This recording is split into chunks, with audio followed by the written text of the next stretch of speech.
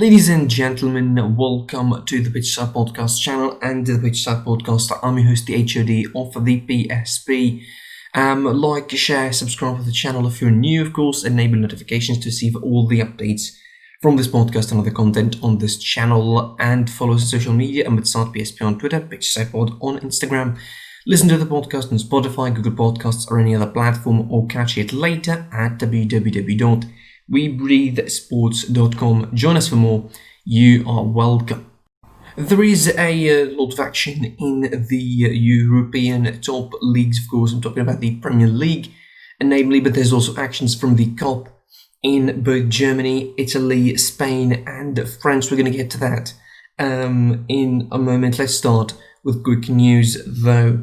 Moussa Dembélé joins Atletico Madrid, coming in from Olympique Lyon on loan until the end of the 2020-2021 campaign. The Frenchman will fill the void, of course, of Diego Costa, who asked departure from the club for personal reasons. He will receive 1.5 million euros, and Dembélé's purchase option is set at 33.5 million euros, but could rise to 38 should the incentives be met. In the event Atletico Madrid make the deal permanent, the La Liga Santander club will only own 10% of any future sale. Dembélé played for all the French youth sides, of course, and was developed at the PSG academy.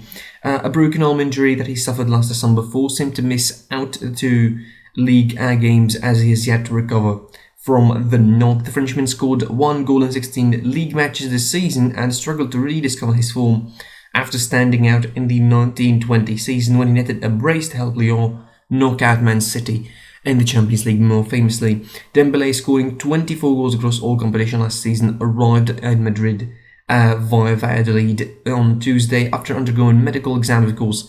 He will meet his new teammates and coaching staff on Friday, and the team will have a day off on Thursday, of course, and will start probably training on the side with the side on Saturday. From Atletico Madrid and to Bayer Leverkusen, who officially have signed Timothy Fosu-Mensah, coming in to complete the move from Man United to Bayer Leverkusen. The Dutch defender is set to move for a permanent deal for £1.8 million and sign a 4-year contract until June 24 with Bayer Leverkusen. Ajax, Marseille and Hertha Berlin also had some interest in him after he rejected a new contract at United, but Leverkusen, who sit third in the Bundesliga table at the moment, have won the race to sign him. Fosu-Mensah's deal at Old Trafford was set to expire this summer, and Ole Gunnar Solskjaer made it permanent and clear that he was happy for the player to leave the club, the transfer window, to get some regular game time elsewhere. The 23-year-old only played 30 times for United since making his debut as a sub in the 3-2 win over Arsenal in February 2016. United only have been involved in one transfer deal, the transfer window, after they completed the signing of winger Amad Diallo from Atalanta on a 4.5-year deal, and pretty much a deal that happened since the last transfer window in the summer and was just, held off until, the situation gets better of COVID and all.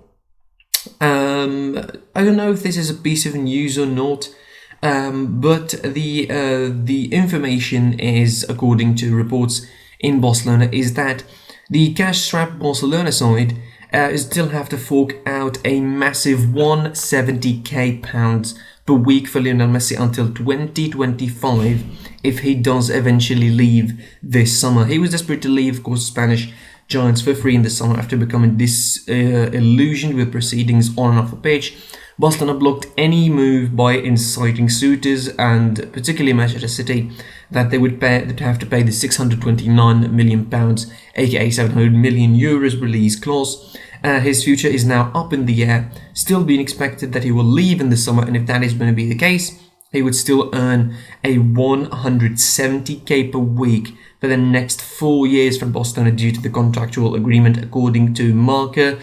Probably because they didn't expect him to leave, and they never thought that he would leave the club at a certain point in the newest contract that he signed in 2018. The report claims that the 6-time Ballon d'Or winner will bank £34.7 million, €39 million, that is, at the end of the campaign, which is half of his 69.4 million pounds, 78 million euros bonus that was agreed upon when he put pen to paper on his contract renewal in 2017. The other half of that bonus is going to be paid in installments, which will see the Argentine icon receive the money in 8 separate payments over 4 years, which means 2 payments per year apparently, which go over until 2025, and he would equate to roughly 170k per week for Messi, who's attracted plenty of interest, mostly by PSG and Manchester City, and this would be another huge financial blow for Barcelona, with the club's current crippling form financially and the debt approaching 1 billion euros and more than that. Certainly, I mean, this is a rough situation anyway. The club, is already losing $100 million in the campaign, and the concerns that the season could be worse. The debt, the net debt of 500 million euros, we spoke about that yesterday, and the deficit, runaway deficit amounting to more than 400 million euros, of course. The next president has this as a priority, certainly, with 400 million euros of that debt owed in the next 12 months. It's something the club cannot negotiate and cannot afford at the moment. So an expensive restructuring of these debts will likely be needed. Meanwhile, despite City and PSG being in pursuit of Messi, the Argentine kept his card close to his chest when speaking about his future to La Sexta, of course. He said that he's not sure about the future and he's going to wait until the season ends, and he doesn't know if he's going to go or not. But if he does, he wants to go out in the best way possible. Still transfer talking, and we're talking now about Jesse Lingard back to Man United, who his representatives held initial discussions over a loan move to Nice in the league, and with an official approach expected in the next week. Yet to decide, Man United actually, whether to allow him to leave in the transfer window. I don't think this is a discussion to be had, really. It's a no-brainer. You should let him leave. Doesn't have a lot of playtime in United this season. For over a year now, hasn't been a starter for Man United. Even only scored 1 goal last season against Leicester to give them the Champions League spot. So it's a no-brainer. You should let him leave. You should let him go. Give him some game time. Give him some regular game time, and give him the opportunity to explore himself and show himself as a player, rather than just staying at United without a defined future of sorts. Juan Laporte, the presidential candidate of Barcelona, has fascinatingly revealed that the club turned down a chance to sign Cristiano Ronaldo for £15 million back in 2003. He said that Ronaldo left the boyhood club, of course, Sporting Lisbon, for Man United, where he became a household name. But things could have turned out very differently for Ronaldo, who just begun his reign, with Laporte, who just begun his reign as Barca president back at the time, said he would have been teammates with the great rival Messi if it wasn't for the club already investing their money elsewhere. He said, "We were about to sign Ronaldinho and Rafael Marquez. Marquez people proposed Cristiano Ronaldo to us. He was at Sporting at the time. One of his agents said that they had a player who they had sold to Manchester United for 19 million, but they would sell him to us for 17 million euros. But we had already invested in Ronaldinho at the time," he says, "with Cristiano playing more wide than in centre. We thought that we were covered, so we rejected him, and I don't regret it." Well, yes, you don't regret it because you have Messi, but how things would have been different. Despite spurning the chance to sign Ronaldo, Barca enjoyed plenty of success still, which is, understandable. Ronaldinho winning 2 La Liga titles, won a Champions League title, 2 Spanish Cups during his 5-year tenure at the club. The Brazil legend also won a Ballon d'Or crown while playing for the Spanish giant in 2012. Meanwhile, Ronaldo would begin his rise at the very top of world football under Sir Alex Ferguson in the Premier League with Manchester United. The guy won 3 Premier League titles, 1 Champions League trophy, 3 Premier League titles, 1 Champions League trophy with United, the FIFA Club World Cup, 1 FA Cup, 2 League Cups during his time at Old Trafford. Now 5 Ballon d'Or to his name. Ronaldo then went to sign into Barcelona's arch rival, of course, Real Madrid, in the summer of 2009, and he enjoyed some fascinating success as well. Let's start talking about some actual action now in Europe, and we're kicking off from Coppa Italia. I know you're looking at the thumbnail probably and thinking, you should be talking about Bayern somewhere down the line, but I'm going to be talking about them not now, really. I'm going to lift the space for them as per usual. Let's start from Italy, and in the Coppa Italia, Inter, Napoli, and Juventus, predictably, expectedly, you could say, joined Milan in the next round, in the quarter-final of that competition. With Inter, of course, managing to defeat Fiorentina 2-1 in extra time. It was, cup hardships all around. None worse than mine, but still. Vidal opened the scoring in the 40 minutes from the spot for Inter Milan, though the equaliser came early in the second half from Christian Kouame for Fiorentina, and Inter lived under the, on the edge really for the rest of the second half, and also for the rest of the extra time before, in the dying moments of the extra time, 190 minutes into the game. Lukaku scored the second goal via Nicola Barella. Brilliant finish from Romelu Lukaku on the cross, sending into the quarterfinal of the Coppa Italia. This is an important competition for Antonio Conte, something that he would like to win really and keep his eyes on the Scudetto in Italy. The hardships didn't stop there. Napoli also had a rough time against Empoli at the Diego Armando Maradona Stadium. Di Lorenzo made it 1-0 at 18 minutes, and Bayrami made it 1-1 for Empoli inside 33 minutes. Lozano made it 2-1 before the end of halftime, but Bayrami scoring in the 68th minute to make it 2-2 before Petagna manages to come back and make it 3-2 for Napoli inside 76 minutes before quarter of an hour till the end of the game, giving Napoli the all-important win. It was a hard win. It was a deserved win. A game they dominated. They had the better chances, and it should have been Napoli, and it was indeed Napoli going through the next round. Juventus as well also had a rough time dealing with Genoa. It was 3-2 at the Allianz Stadium, of course. Juventus needed extra time in the Coppa Italia to, win that game, as Dejan Kulusevski scored the first half with 2 goals, and Genoa fighting back from 2-0 down with Hamza Rafia, the fellow Tunisian. Happy for him. That's really something that my eyes lit actually to see him score and sealing the deal for Juventus. The winners will go on to meet Sassuolo or Spal in the quarter-final. The Bianconeri had Alvaro Morata, of course, and Giorgio Chiellini back from injury. Welcome to the side. But, of course, they're still missing Matthias de Ligt, Alexandru Juan, all testing COVID-19 positive. Paulo Dybala suffering from a knee ligament issue, so Wesley made his debut. Genoa missed, among others, Goran Pandev, Luca Pellegrini, Davide Baracci, Christian Zapata, Mte Perin, Stefano Sturaro, Davide Zappacosta, and Valon Berami. It took 90 seconds for them to break the deadlock. Chiellini threaded through for Dejan Kulusevski to fire in relatively undisturbed from 12 yards. Wesley tested the goalkeeper on his Juve debut, but Alberto Pagliari outdid himself at full stretch with one hand to deny Kulusevski a chance to score a second goal. In the start, the second goal coming in from Morata with the assist from Kulusevski in the 23rd minute, of course.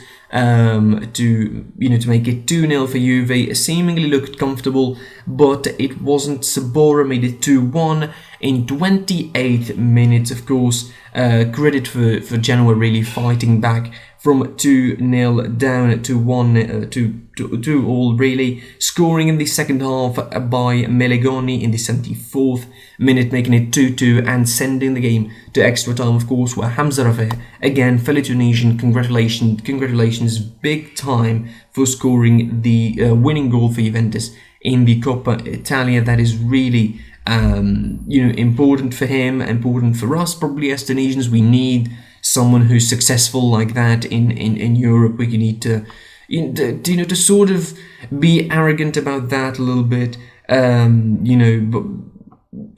in front of other countries like Egypt and Algeria, who have some seriously strong internationals playing in Europe. So with that, of course, the big boys go through, all in Italy. Milan went through, of course, before them on penalties, and the others had hardships all in all. The ties of the cup still continuing today with 2 games of Sassuolo Spal, Atalanta versus Cagliari, Roma versus Spezia, Lazio versus Parma. Roma versus Spezia is going to be on 19th of January, next Wednesday, and Lazio Roma are going to be next Thursday. So before we move on, of course, to the rest of the action, and to give myself the space to rant about Bayern Munich for a while, let's move on to some other news. Mauricio Pochettino won his first trophy with PSG. It's not exactly, a big deal of a trophy, but still, it's the Trophée des Champions, which is the Supercoppa in France, beating Marseille 2-1 to win that trophy. It was Mauro Icardi, Neymar scoring the 2 goals for Paris Saint-Germain before Dimitri Payet making it 2-1 in consolation goal for PSG. This wasn't the same game that they played in the league, really. This was a different Marseille. This was pretty much a disjointed kind of Marseille side this season. They don't look exactly superb in a lot of ways. But certainly the focus here is going to be on Mauricio Pochettino. The importance of winning the first trophy for him as a PSG boss is something people are anticipating. People are expecting him to win trophies there. At least he's going to be winning a league, or probably winning the cup, or winning the Super Cup. This is the Super Cup, but still the metric, as usual, is definitely the Champions League, and you don't really,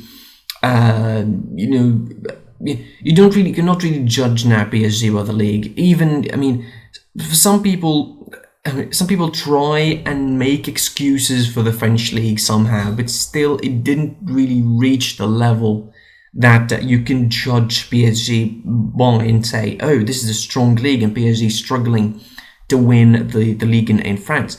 Unlike, for example, in Germany, despite the fact that Bayern dominated the league for quite a while now, the teams in Germany reach European sports and are always involved in European competition, and it's again a pretty competitive league. I don't want to go over that argument again, but again, the focus is on Pochettino. He won his first trophy with the club. That is good for him. Good start, for his life at PSG. The draw against Saint Etienne, then a victory against Amiens. He has to get some results, really. He looks like he changed the formation of the side pretty much to a 4-2-3-1, which is a formation that he likes to use with Tottenham. Not starting with Neymar, then bringing him on. You'd think that he would start with Neymar, but certainly that was a brave choice, not starting with Neymar from Mauricio Pochettino. I really appreciate that. It looks like he's going to be cementing his personality in PSG at the moment, unless something else happens. Anyway, congratulations to PSG and to Mauricio Pochettino, and hard luck to Olympique Marseille.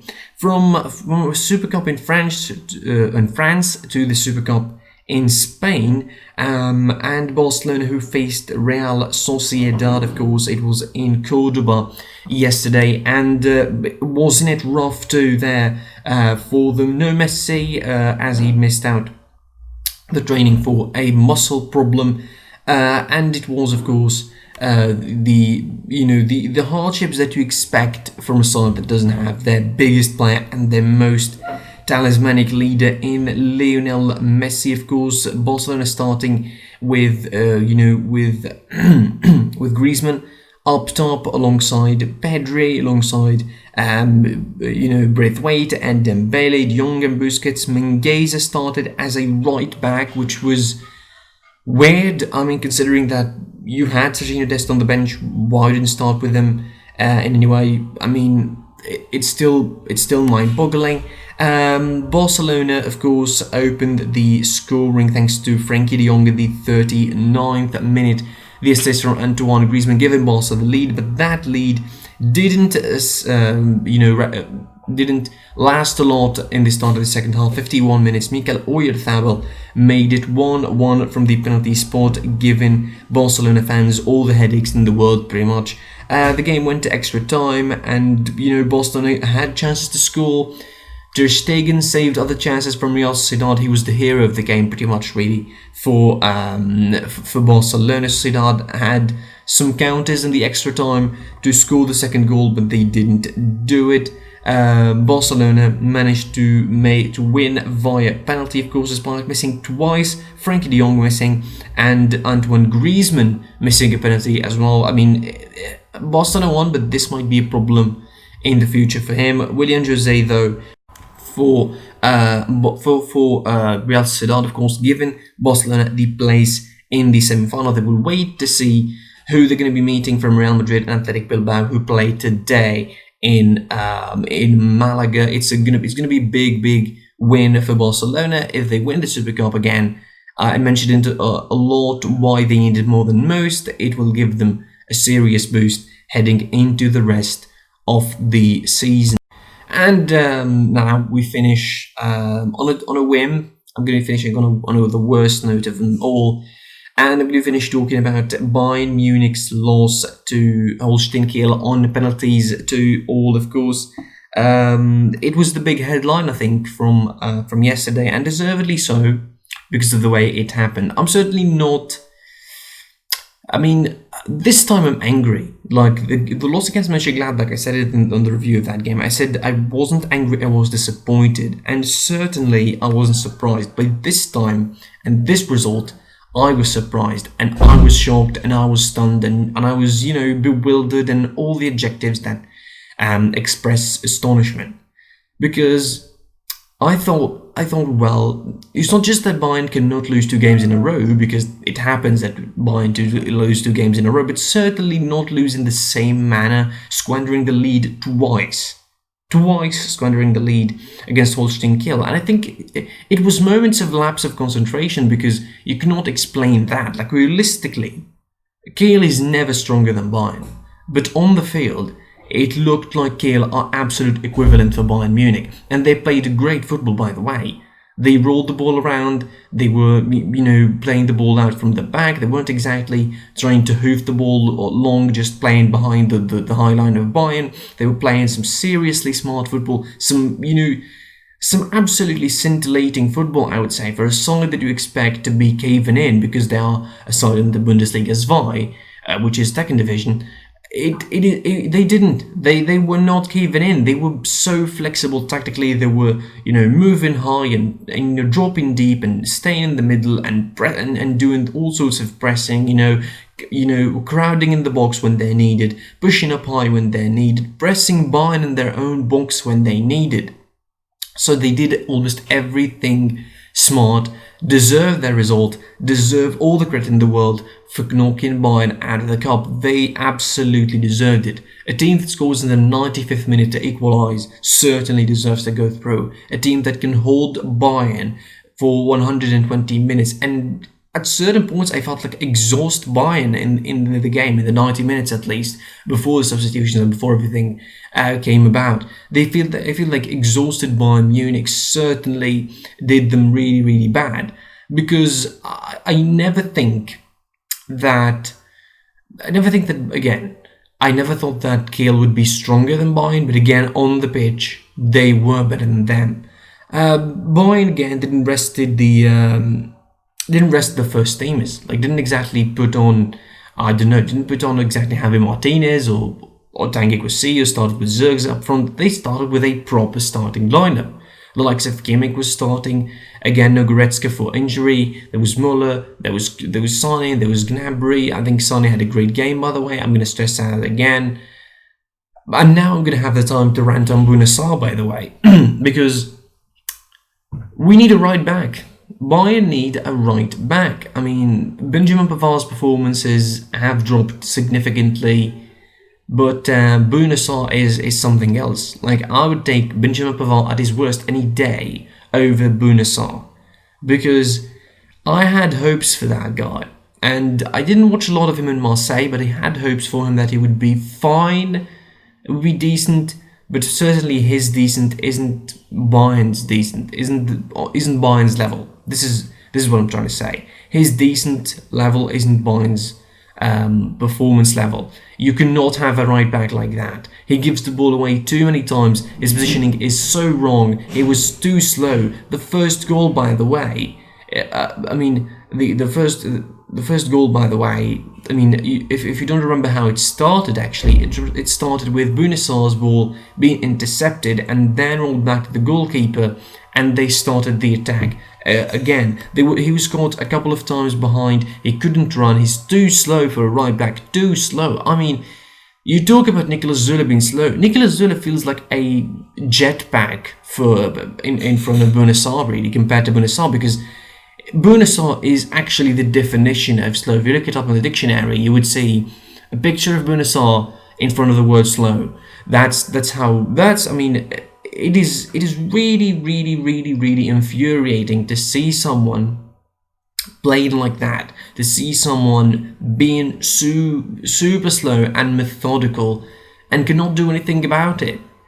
Again, Bayern, they tried. It felt like they were halted at certain points of the game. They couldn't really do much.